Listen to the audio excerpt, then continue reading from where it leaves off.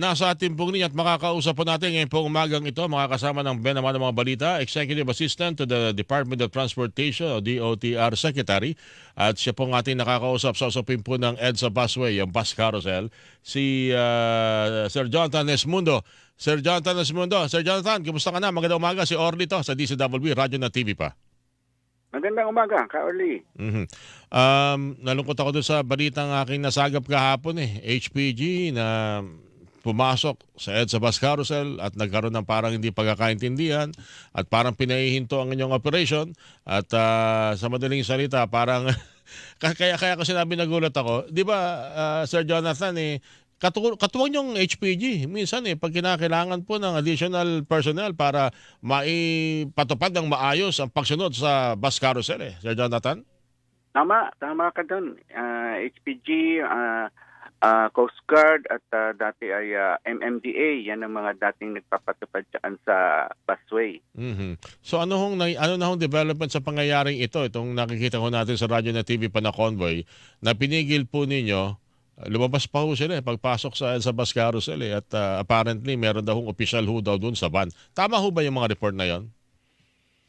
Oo, Ka-Orly, napaka-kulay ng weekend natin simula pa nung Friday ay isa lang yan sa mga di ka panipaniwalang mga pangyayari sa busway. Yung pagpasok ng HPG, namin ni-escortan daw silang top official ng PNP na sinasabi ng mga tagatupad lang kayo ng trapiko Yun. Kumbaga in the instances na mga high profile yung mga dumadaan ay inaalipusta ang aming mga enforcers ng busway at parang gusto nga raw ipatigil na ang busway operation. Okay.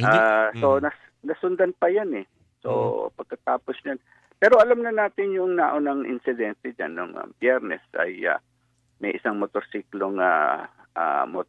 rider na binundol niya yung isang babaeng enforcer. So okay naman at nahaharap sa patong-patong na kaso yung motorcycle rider na yun. Okay, sige. Bago ko puntahan yung may nabanggang enforcer po ninyo So sa madaling salita, ilan yung tinikitan doon sa convoy na yun ng HPG? Sino yung tinikitan? Yung nakamotor, yung bang nag-escort nakamotor o yung driver ng van?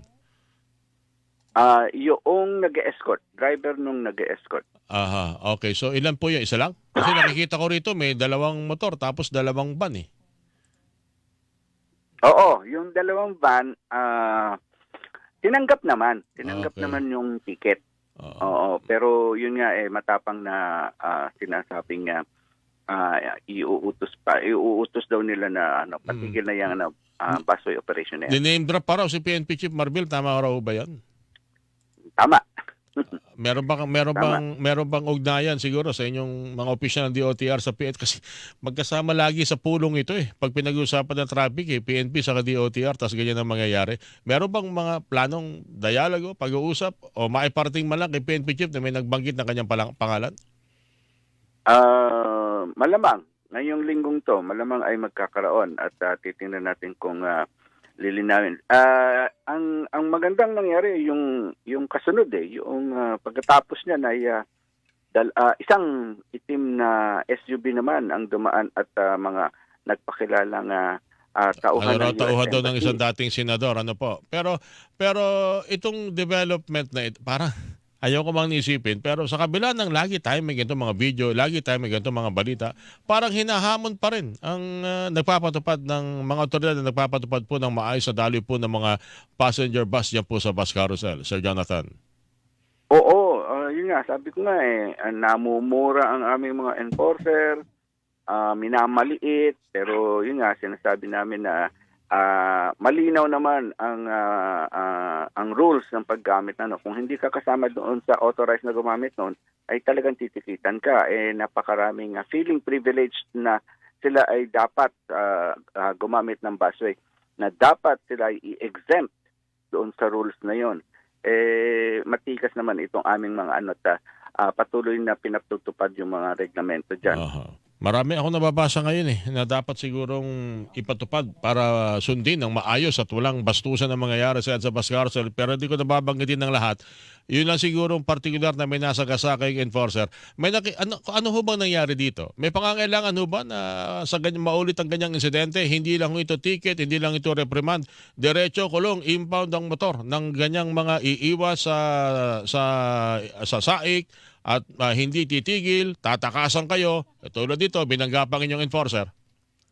I-revoke na ho yung lisensya ng driver. At maliban doon yun nga, yung mga iba-ibang mga yung physical injury to a person in authority, mga ganyan.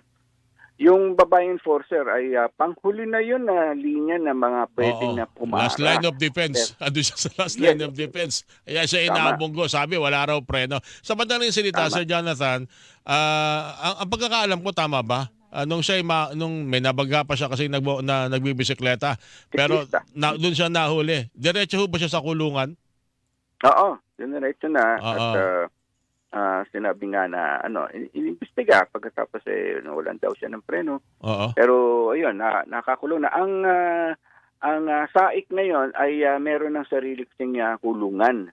At meron na karing sariling yung unit na parang CIDG na nag-iimbestiga. Good. Kaya't napoproseso na mismo ng SAIC yung mga lumalabag sa batas. Napakapangit kasi ito nakikita natin na pag sila papasok, mahuhuli, huhuli. Parang hindi lang ito kasi unang insidente, marami ng mga tumatakas, hindi lang yung motor, pati ho yung apat na gulong ng mga sasakyan na pag nakita nga dyan mga tauhan po ninyo, lilihis, tatakbo, lalo-lalo na magagandang mga sasakyan. Tama. Ganyan nga ang nangyari nitong weekend. Okay. Isang tanong na lang, sir. At yung iba siguro, kung yung paintulutan, maitanong ko ulit sa inyo sa isa pang pagkakataon. Meron lang ako kasing mga nagbibigay na reaksyon sa balita na aalisin ng bus carousel. Para siguro sa pag-asayos po ng trapiko, manage yung map kung hindi ko nabasa kayo ng balita ano ho ba talaga ang kwento? Ano ho bang kahihinatan talaga ng EDSA bus car? Mawawala ho ba talaga ito sa EDSA? Hindi. Mismo si Secretary Bautista ang nagpahayag na noong nagkaroon ng meeting ang DOTR, DILG, MMDA at DPWH ay nagbigay ng mga iba't ibang mga suggestion. Okay. At nandyan na yung suggestion ni Secretary Remulla na patawan ng toll fee ang mga private na mga sasakyan gagamit ng EDSA. Marami yung mga suggestions pero lahat yan ay suggestions pa lang daw, sabi ni Secretary. Hindi totoong nag-suggest ang MMDA pero hindi yan agad ipatutupad at nag-react na nga kaagad ang napakaraming netizens sa mga motorista na mismo mga private car owners ay sinasabing maganda ang busway at sabi naman namin nga ay most efficient road transport project sa kasalukuyan. Successfully ang busway sa katunayan ay ginagaya na nga sa Cebu at saka sa Davao. Pati ang pamahalaang lokal ng Cavite ay nag-anunsyo na gagawa sila ng sariling version nila ng busway. At maraming nakaplano. Kunyari ay lalagyan ng busway supposed to be ang Commonwealth Avenue at saka ang Marcos Highway. So, yung model ng busway ay maganda. Okay. At hindi dapat alisin. Siguro kung may mangyayari pagbabago, yung baliktad yung takbo ng busway.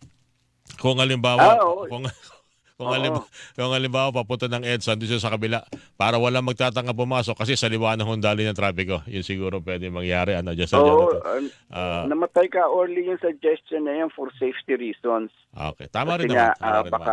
Baka mahagip yung mga bumabad sumasakay na pasahero noong mga yung mga private vehicle. Sir Jonathan, maraming salamat. Actually, 1/4 pa lang yan ang hinda ako tanong dito. Iba siguro sa susunod natin pag-uusap. Thank you, sir, and good morning po sa inyo. At salamat po.